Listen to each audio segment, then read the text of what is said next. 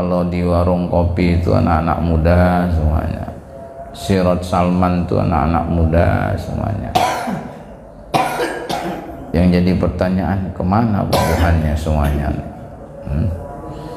Apa memang yang ke masjid itu orang-orang yang sudah sadar? Jadi orang-orang yang sudah insaf dengan kehidupan, nah itu baru ke majelis. Jemaah yang dimuliakan oleh Allah Subhanahu wa taala. Kita lanjutkan makalah yang ke-13. Qila, dikatakan hammul arif as-sana'u. Jadi cita-cita keinginannya orang-orang yang arif atau ma'rifat kepada Allah Subhanahu wa taala, as-sana'u itu memuji. Jadi cita-citanya atau keinginan terbesar orang-orang yang arif billah itu adalah untuk memuji Allah. Makanya orang yang kenal dengan Allah, makrifah kepada Allah, itu tidak ada yang dia lakukan di dalam hidup kecuali dia memuji Allah. Kenapa? Karena dia merasakan tenang dan senang, tentram, nikmat bersama dengan Allah Subhanahu wa taala. Ai muradul arif, atau yang disebut dengan orang yang arif billahi as-sana'u anallahi ta'ala bijamili sifatihi. Dia memuji Allah Subhanahu wa taala dengan kesempurnaan sifatnya Allah Subhanahu wa taala. Sebab tidak ada yang sempurna kecuali Allah. Bahkan sifat kasih sayang saja yang diberikan kepada makhluknya, bukankah baginda Rasul itu paling sayang dengan umatnya itu? Sampai pun akhir ajalnya itu yang diingat tetap umatnya. Ketika datang malaikat Israel yang ingin didengarkan oleh baginda Rasul kabar tentang umatnya, beliau diberitahu pintu langit terbuka, seluruh malaikat berbaris menyambut ruhmu yang mulia. Itu belum juga menggembirakan baginda Rasul. Sampai pada kalimat semua pintu-pintu sorga dibuka dan semua bidadari berbaris untuk menyambut ruhmu yang mulia. Bahkan air-air sungai itu pun mulai mengalir. Itu pun tidak membahagiakan dan menggembirakan baginda Rasul. Bahkan tidak ada nabi yang bisa masuk ke dalam sorga kecuali engkau duluan yang masuk ke dalam sorga. Itu pun tidak menggembirakan baginda Rasul. Baru pada sampai kalimat tidak ada satupun umat yang bisa masuk ke dalam sorga kecuali umatmu duluan masuk ke dalam sorga. Itu baru menggembirakan baginda Rasul. Itu kasih sayang baginda Rasul luar biasa. Bahkan orang tua itu sayang kepada anak, sampai kalimat orang tua, wahai Allah, seandainya sakit dari anakku itu bisa aku yang pindahkan, bisa kau pindahkan kepada diriku, maka tidak menjadi masalah bagiku. Yang penting aku melihat anakku dalam keadaan sehat. Itu pun masih tetap tidak sanggup mengalahkan kasih sayang Allah kepada hambanya. Maka tidak layak bagi kita kalau tidak memuji Allah Subhanahu wa taala dengan segala sifat kesempurnaannya. Maksud yang diinginkan seorang ahli ma'rifat billah adalah memuji kepada Allah dengan keindahan sifat-sifat Allah. Jadi hammul arif as-sana'u, keinginan terbesar orang-orang yang arif ma'rifah kepada Allah adalah untuk memuji. Ai muradul arif billahi sana'u ala Allah ta'ala bijamili sifatihi. Itu memuji dengan kesempurnaan sifat Allah Subhanahu wa taala. Banyak orang kalau urusan dunianya lancar, gawiannya lancar, proyeknya lancar, maka biasanya akan membanggakan diri dengan hasil apa yang dia dapatkan. Jadi apabila Allah memberikan kelebihan keahlian di dalam bidang ilmu, maka ia akan memuji dan mengagungkan kecerdasannya. Jadi banyak manusia seperti itu. Bila punya harta, pangkat dan jabatan, ada kebanggaan kepada dirinya. Tapi orang arif billah, dia tidak pernah membanggakan dirinya, selalu memuji Allah Subhanahu wa taala. Ketika dia pun mendapatkan kelebihan pada dirinya, dia selalu memuji Allah. Kenapa? Karena dia tahu ini semua adalah karena anugerah dan pemberian Allah Subhanahu wa taala. Maka orang yang arif billah, setiap orang puji dia tetap mengembalikan pujian itu menjadi milik Allah. Ini luar biasa, alhamdulillah. Semuanya anugerah Allah Subhanahu wa taala. Ini luar biasa, kembang kempes hidungnya. Mulai sudah senyum, getaran bibirnya, senyum kebanggaan itu mulai kelihatan di bibirnya. Senang bujur hatinya, keluar kembang dari dalam hatinya. Kenapa dipuji orang? Ini yang bahasa Inggris ini pujungan orang ini. Mestinya kita ini jangan merasa, karena itu semuaan milik Allah, bukan punya kita. Kecerdasan anugerah Allah, hasil dari pekerjaan yang baik dan bagus itu adalah karena anugerah Allah. Tidak ada satupun detik di dalam hidup yang kita tidak berbicara tentang nikmat dan rahmat Allah. Lalu ketika kita mendapatkan kelebihan, apa hak manusia untuk menganggap bahwa itu adalah kesempurnaan miliknya? Bukankah itu kesempurnaan milik Allah Subhanahu wa taala? Kenapa ketika orang memuji dia ataupun dia mendapatkan sesuatu yang baik bagus di dalam hidupnya, kenapa dia tidak memuji Allah sebagai ungkapan syukur atas apa nikmat yang sudah diberikan?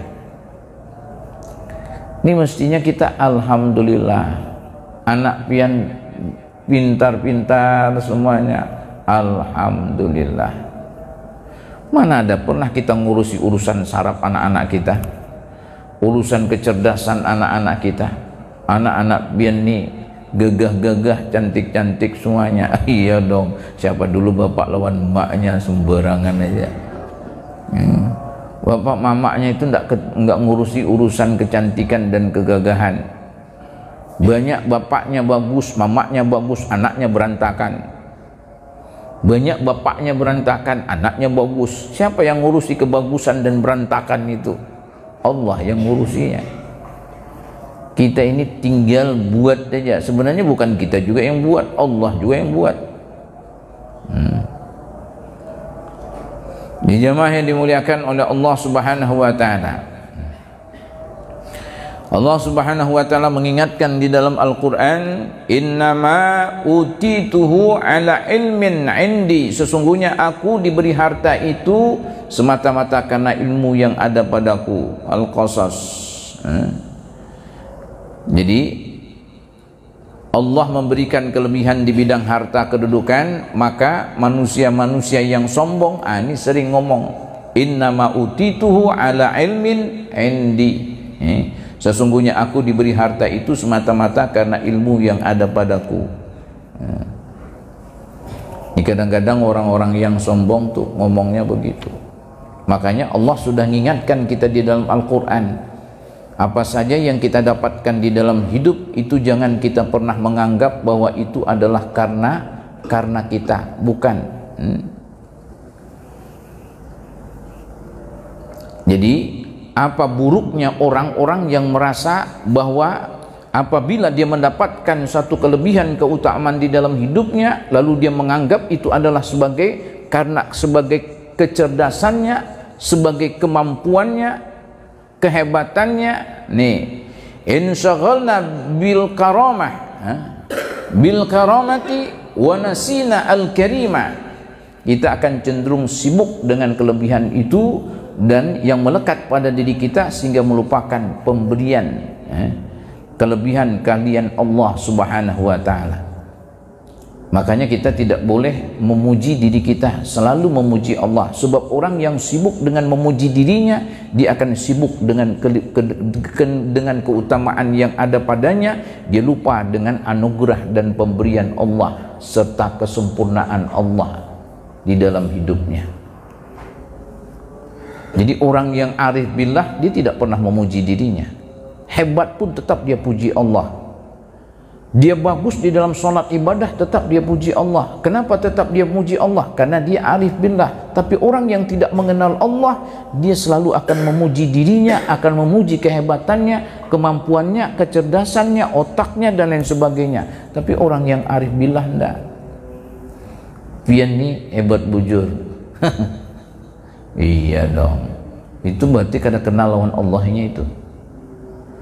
Pian ni hebat bujur, alhamdulillah, anugerah Allah. Cuma biasa aja muhanya, berarti arif billah. Ada juga orang alhamdulillah, cuma senyumannya menampakkan bahwa itu kelebihan dan keutamaan ampunnya, bukan ampun Allah.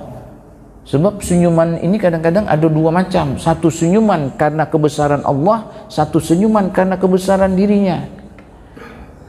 Kalau ada orang senyum ketika dipuji oleh orang karena kebesaran dirinya, berarti kada kenal lawan Allah, kada makrifah lawan Allah. Sebab orang yang makrifah kepada Allah, dia tidak merasa apapun yang dikerjakan di dalam hidupnya ini semua anugerah Allah. Pian bisa berangkat ke majelis itu karena Allah. Pian punya bini yang penyabar, itu bukan karena pian yang hebat, karena Allah yang masangkan pian lawaninya. Coba kalau Allah pasangkan pian lawan bini yang cerewet, siup pian.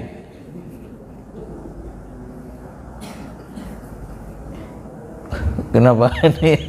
Kenapa ada yang sembunyi di belakang tembok? Bini pian cerewet kan?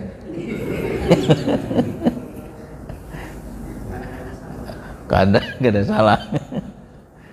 Nah iya, ini semua anugerah Allah. Kita bisa sehat. Kenapa pian sehat? Olahraga. Emak sombongnya. Sudah banyak orang olahraga, hebat lagi olahraga, meninggal juga di lapangan sepak bola.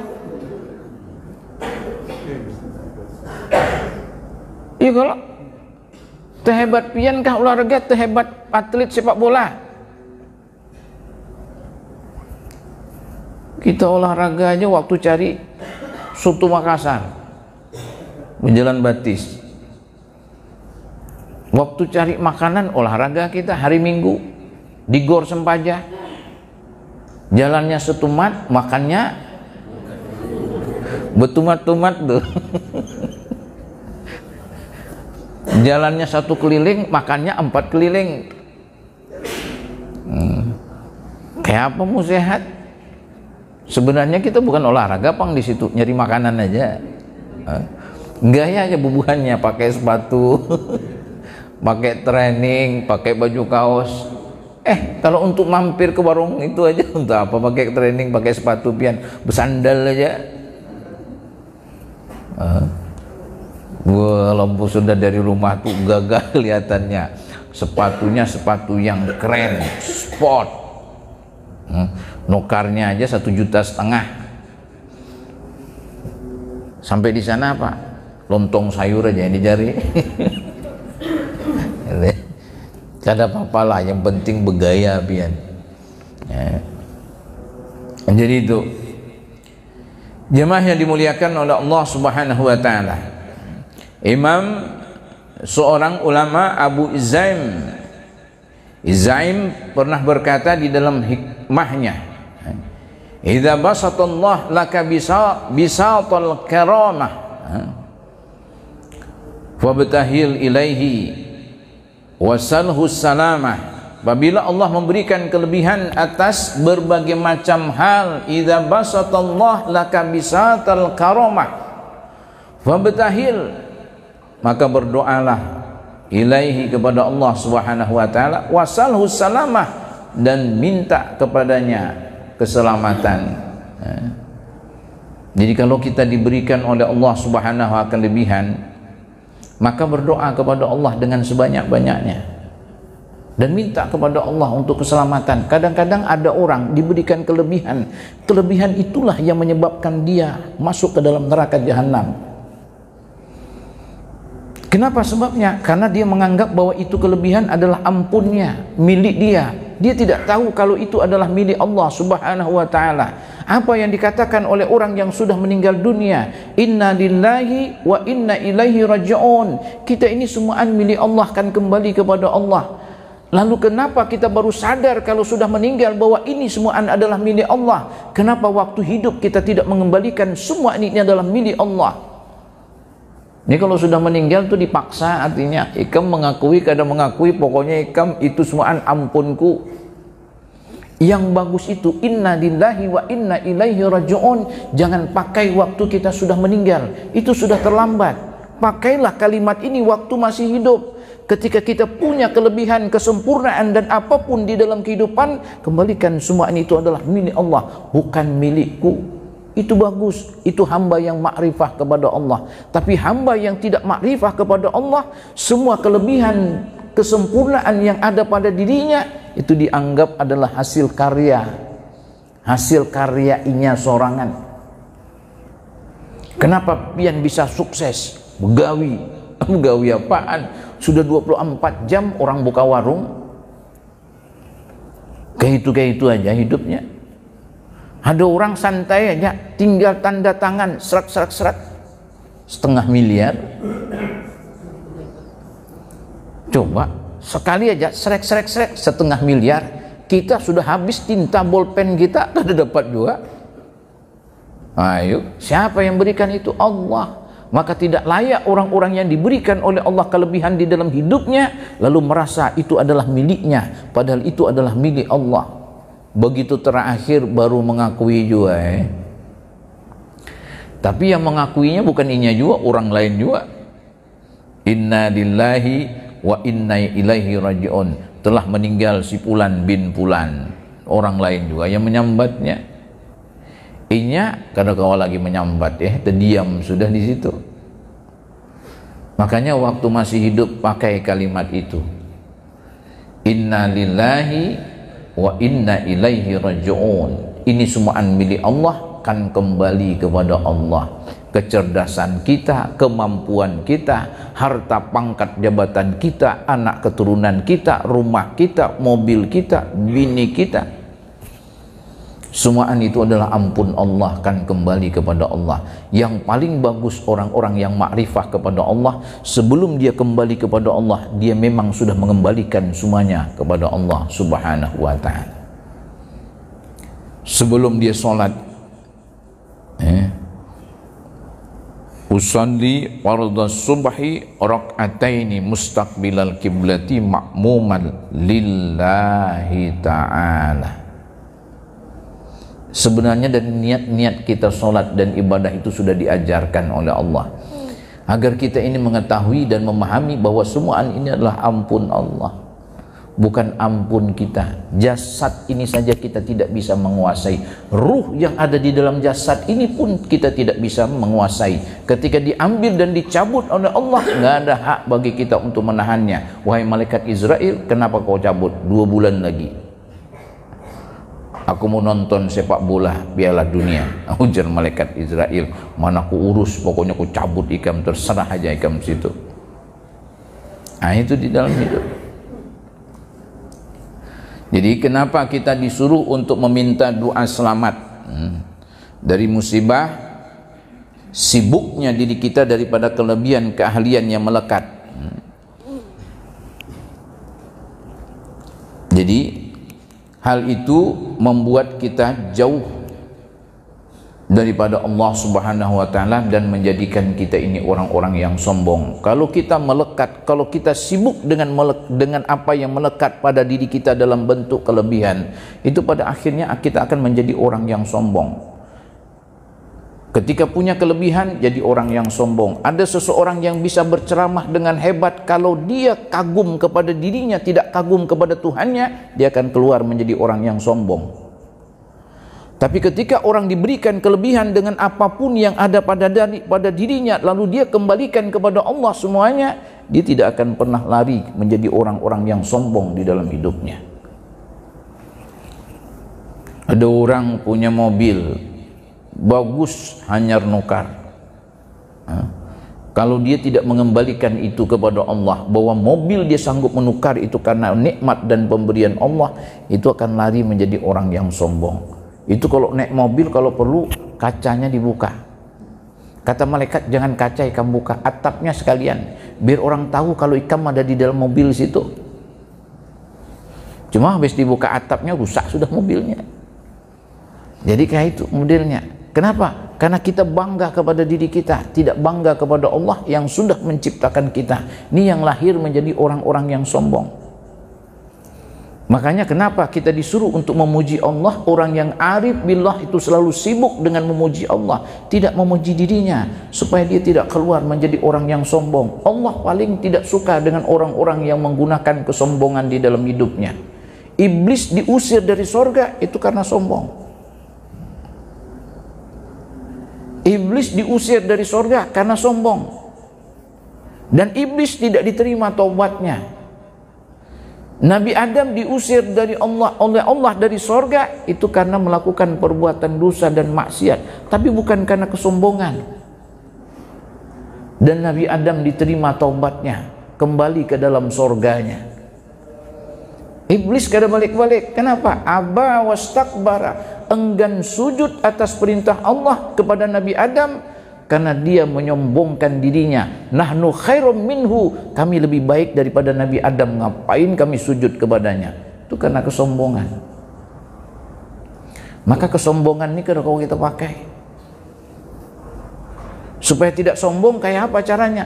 Anggap semuaan ini, apa yang ada kelebihan pada diri kita ini milik Allah semuaan, bukan milik kita, bukan ampun kita. Kita ini minjem aja. Bila diambil gin kata kawan, kita menolaknya.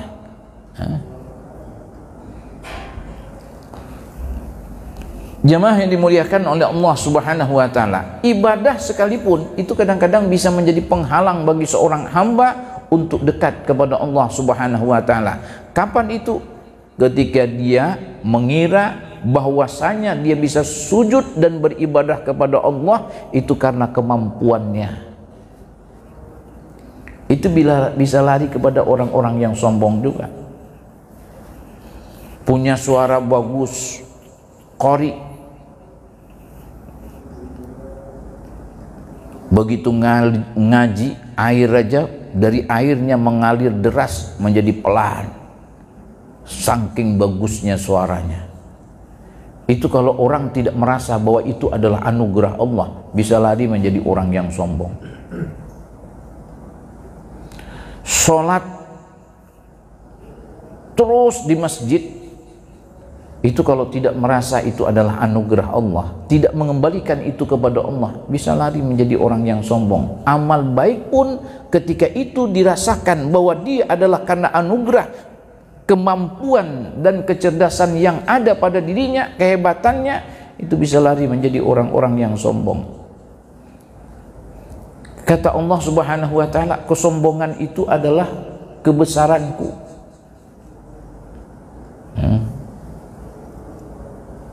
Sombong itu pakaian Allah.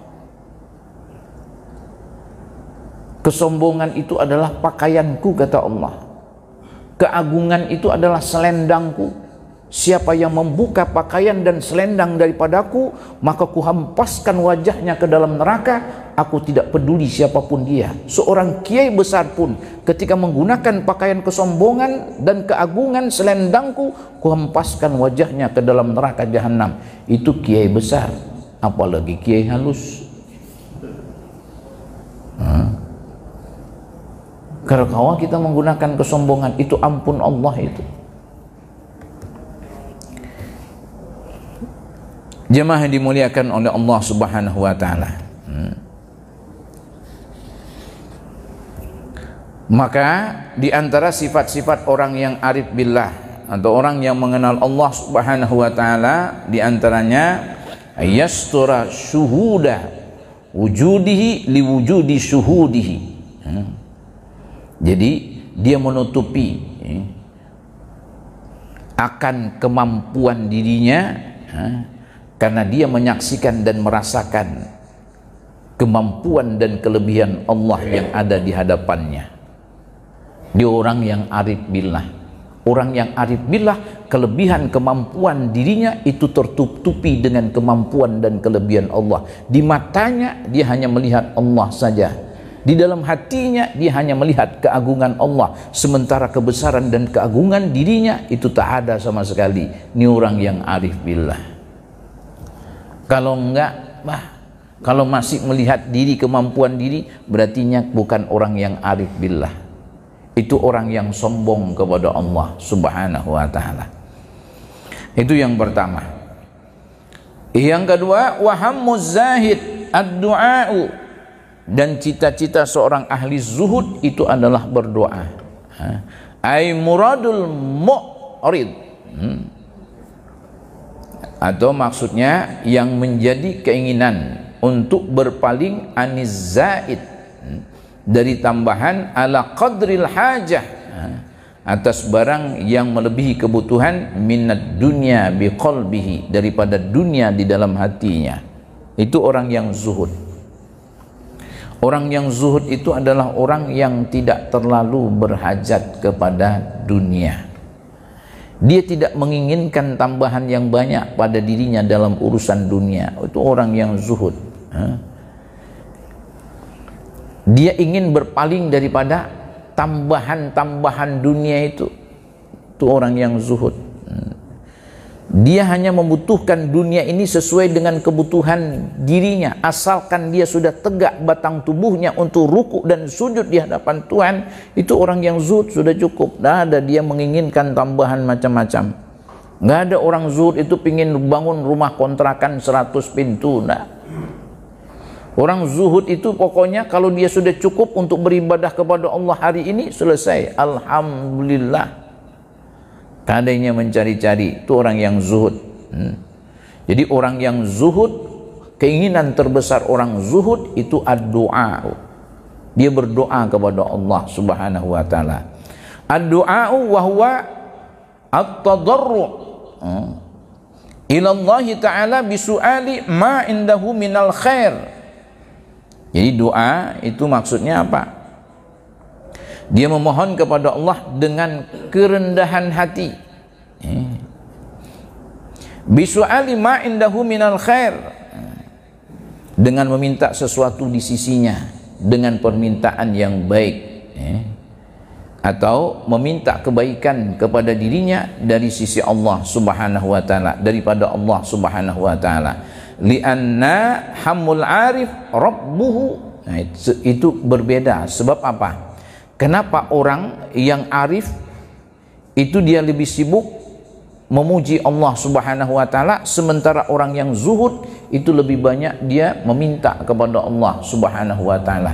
Permintaan yang dimaksud permintaan apa? Orang yang zuhud minta supaya dia selamat dunia dan akhirat, apalagi akhirat. Itu orang yang zuhud.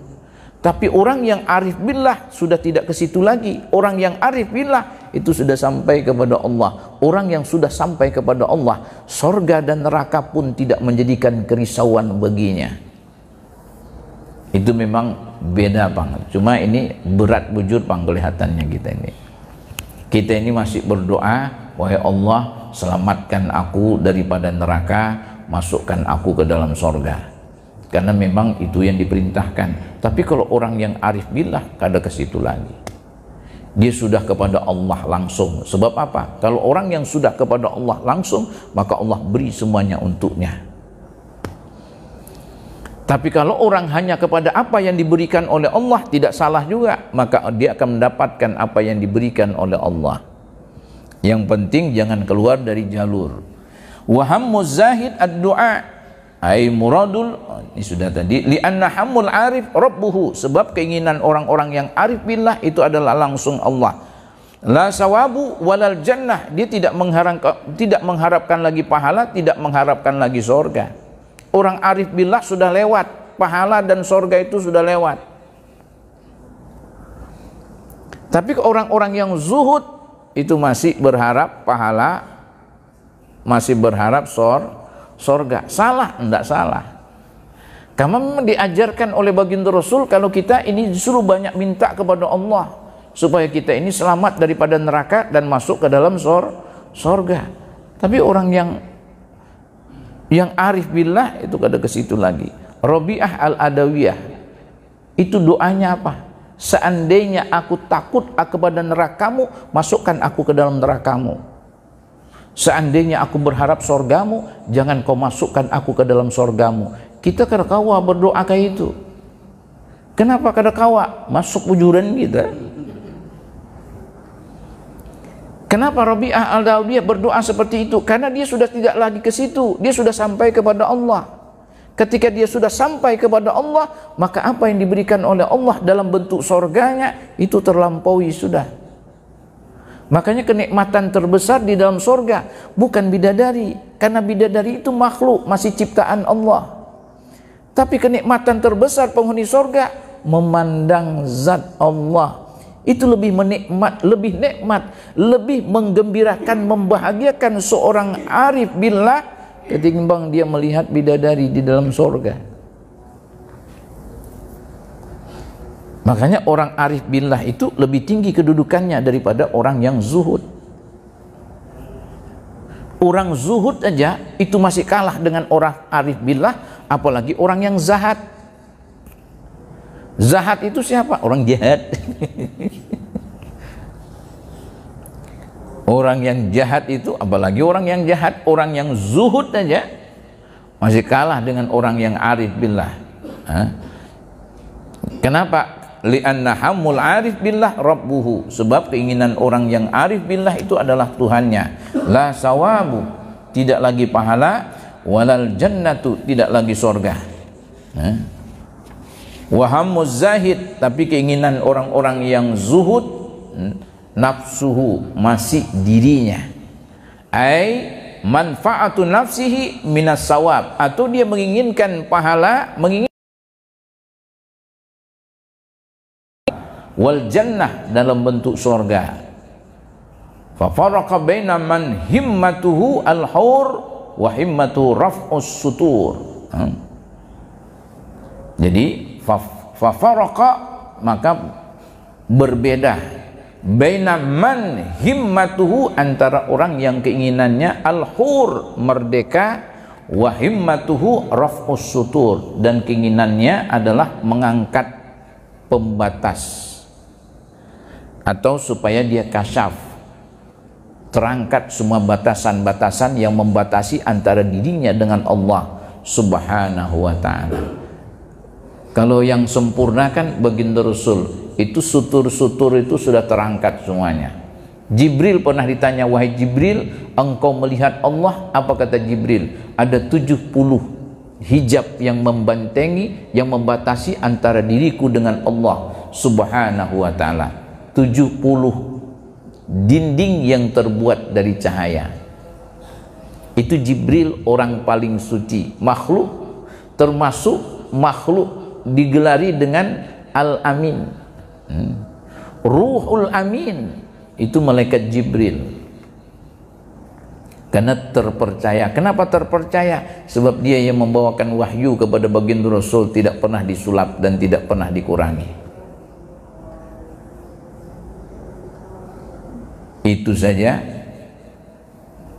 masih belum bisa ketemu dengan Allah. Yang bisa ketemu dengan Allah siapa? Baginda Rasul. Tidak ada makhluk selain baginda Rasul yang bisa ketemu dengan Allah langsung. Nabi Musa ketika beliau minta kepada Allah untuk melihat Allah, padahal beliau sudah bisa berbicara dengan Allah, kata Allah, baik, engkau lihat ke arah gunung. Bila engkau bisa melihat aku akan bertajalli. Disebutkan di dalam kitab Asmaul Husna, Allah memperlihatkan waktu bertajalli itu sebesar lubang jarum aja. Apa yang terjadi dengan gunung waktu Allah bertajalli kepada gunung tersebut? Pecah, terbelah, gunung itu terbang menjadi 6 bagian. Itu baru selubang jarum Allah bertajalli. Pingsan Nabi Musa alaihissalam. Ada kawa melihat Allah. Yang mampu melihat Allah itu hanya baginda Rasulullah sallallahu alaihi wasallam. Kenapa? Karena Allah memang mengizinkan dan memberikan kemampuan itu kepada beliau. Jadi jamaah yang dimuliakan oleh Allah Subhanahu wa taala, jadi berbeda antara cita-citanya orang yang arif billah dengan orang-orang yang zuhud. Orang arif billah cita-citanya kalau bahasa yang lain adalah memandang zat Allah, tapi orang-orang yang zuhud cita-citanya adalah supaya bisa masuk ke dalam sorga dan bisa melihat bidadari dan merasakan kenikmatan di dalam sorga. Artinya apa? Kalau dikembalikan kepada kita, apa tujuan kita? Pingin masuk sorga kah? Atau pingin mendapatkan rahmat dan keridhaan Allah? Kalau kita pingin mendapatkan rahmat dan keridhaan Allah, kita dapat semuanya. Tapi kalau kita ingin masuk ke dalam sorga, masuk juga. Masuk juga, tetap masuk juga. Orang zuhud itu kan termasuk orang baik juga. Masuk, ya masuk. Kenapa masuk? Karena kita minta kepada Allah. Tapi kata Allah, engkau hanya minta apa yang ku buat, apa yang ku ciptakan, tapi engkau tidak minta aku yang sudah menciptakan. Padahal meminta Allah yang sudah menciptakan atau dekat dengan Allah yang sudah menciptakan itu lebih baik daripada dekat dengan apa yang sudah Allah ciptakan. Maka jadilah kita orang-orang yang arif billah. Sebab tujuan orang-orang yang arif billah itu adalah memuji kemuliaan sifat-sifat Allah. Jadi kalau kita ingin menjadi orang yang arif billah, ya sudah, pujilah. Sifat-sifat kesempurnaan Allah itu puji. Yang Allah berikan kepada diri kita, maka setiap kita memandang diri kita punya kelebihan, segera kembalikan pujian itu kepada Allah. Kita hari ini bisa bekerja, alhamdulillah, wahai Allah, engkau sudah berikan kemampuan padaku pada hari ini bisa bekerja. Pulang ke rumah ketemu dengan anak, alhamdulillah wahai Allah, kau masih memperlihatkan wajah-wajah istri dan anak-anakku di hadapanku. Jangan pian balik. Alhamdulillah wahai Allah, engkau masih memperlihatkan wajah-wajah istri-istriku dan anakku. Itu terbalik. Berarti banyak istrinya itu.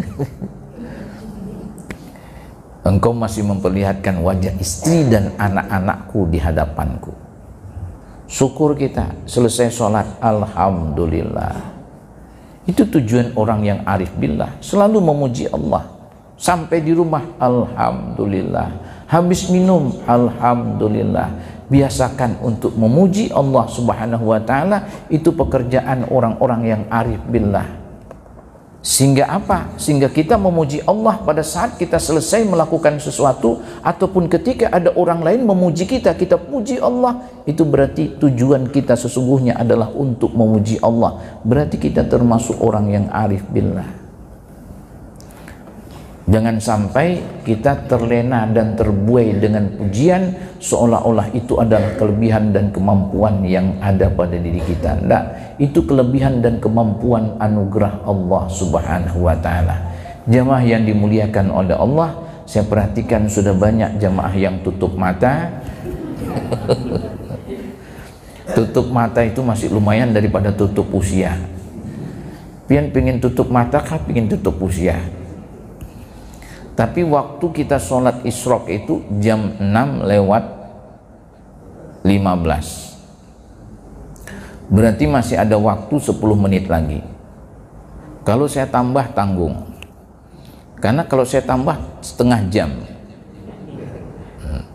Sementara waktunya 10 menit. Nah, ini hari ini pian boleh bertanya. Silahkan. Waalaikumsalam warahmatullahi wabarakatuh.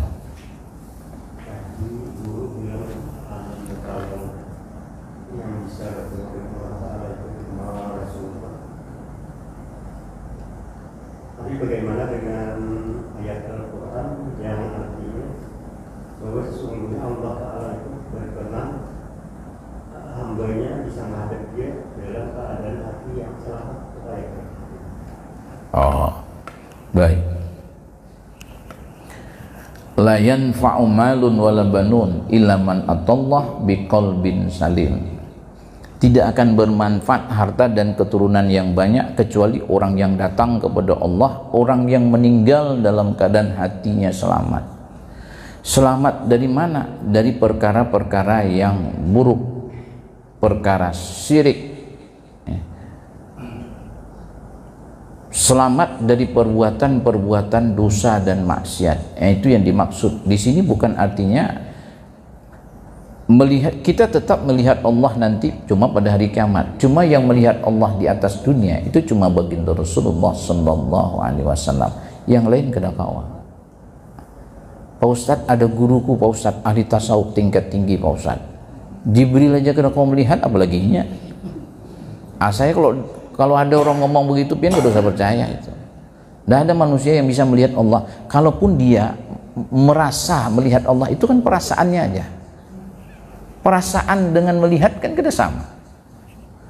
Dia merasa dekat dengan Allah itu boleh. Tapi melihat Allah, aku sudah melihat Allah, dustai kamu. Kenapa dustai kamu? Kita selain baginda Rasul, mana ada orang yang hatinya bersih? Nah, ada orang yang hati bersih. Saya kasih tahu, orang ahli tasawuf yang sudah belajar 30 tahun itu, pian datang tunjuk kepada muhanya, pian kada beres, sarikinya. Berarti belum suci itu orang itu. Masih sarikinya. Kenapa sarikinya? Aku 30 tahun sudah belajar tasawuf, mengajari murid-muridku ribuan jumlahnya. Kamu pada aku kada beres, tempar ya kamu. Ada manusia. Jibril itu bersihnya luar biasa. Gak ada gawian Jibril itu kelain memuji Allah. Itu gin kada kawa bertemu langsung kepada Allah. Itu aja patokan. Maka kalau pian berkata dan bertemu dengan orang yang mengatakan dia sudah bertemu dengan Allah, orang itu berdusta. Nanti Pak Ustadz ditembak pakai peluru, biar pakai baso kaki tetap berdusta orang itu. Kita ini manusia ini mana ada yang seperti baginda Rasul? Kan ada. Pon? Ya? Kalau di akhirat itu pasti. Kalau di akhirat pasti kita bisa melihat. Cuma orang yang tidak mau mengenal Allah di dunia, masuk surga pun dia tidak akan pernah bisa melihat Allah.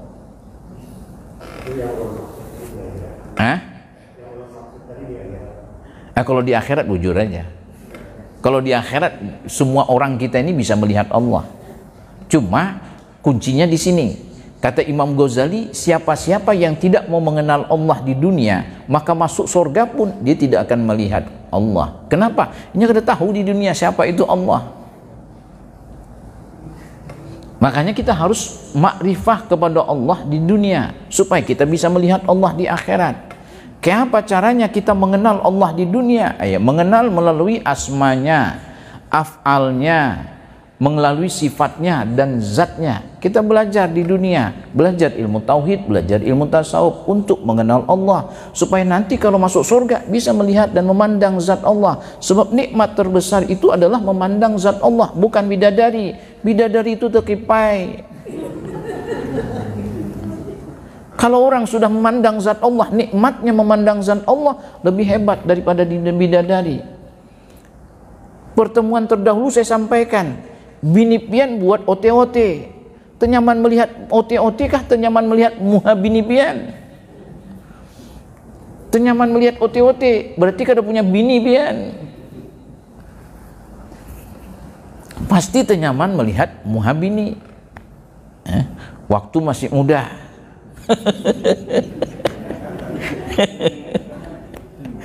Bujur kalau waktu sudah tua, pian terpaksa aja.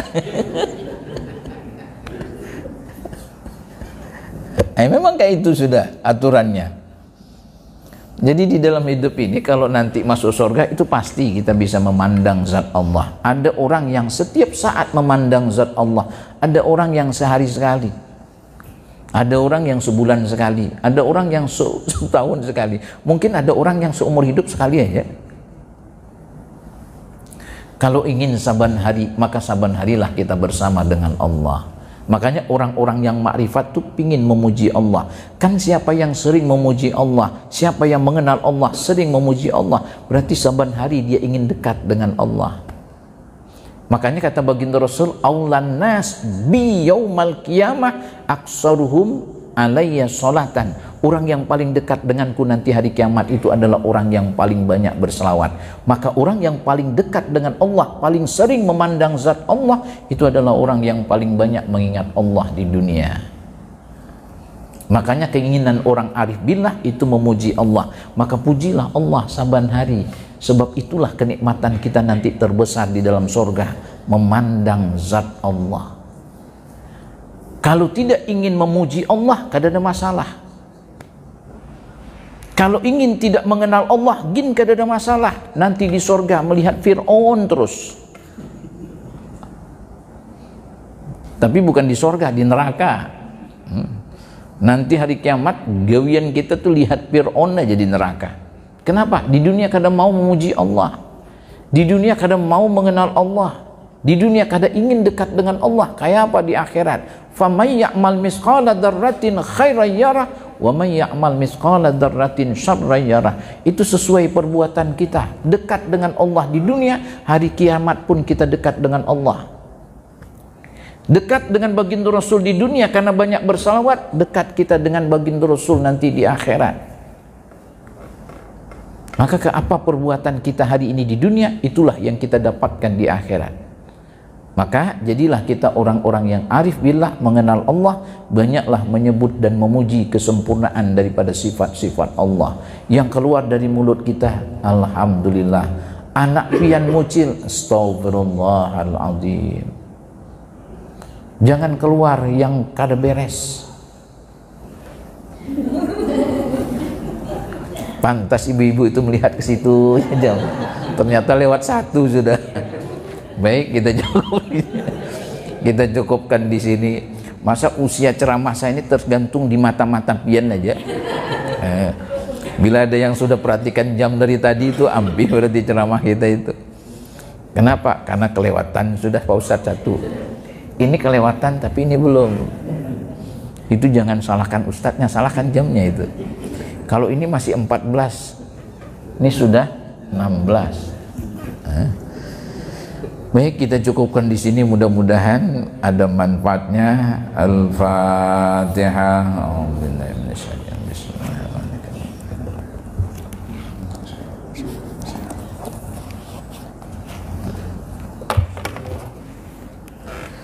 أعوذ بالله من الشيطان الرجيم بسم الله الرحمن الرحيم الحمد لله رب العالمين حمدا شاكرين حمدا ناعمين حمدا يوافي نعمه ويكافي مزيده يا ربنا لك الحمد كما ينبغي لجلال وجهك الكريم وعظيم سلطانك اللهم صل وسلم على سيدنا ونبينا محمد صلى الله عليه وسلم ربنا آمنا واغفر لنا وارحمنا وأنت خير الراحمين اللهم إنك عفو كريم تحب العفو فاعف عنا يا كريم وعن والدينا وعن جميع المسلمين والمسلمات والمؤمنين والمؤمنات برحمتك يا أرحم الراحمين اللهم ربنا زدنا علما وارزقنا فهما ربنا زدنا علما وارزقنا فهما اللهم ربنا تقبل منا دعانا فإنك أنت السميع العليم تب علينا فإنك أنت التواب الرحيم ربنا آتنا في الدنيا حسنة وفي الآخرة حسنة وقنا عذاب النار سبحان ربك رب العزة عما يصفون وسلام على المرسلين والحمد لله رب العالمين سبحانك اللهم وبحمدك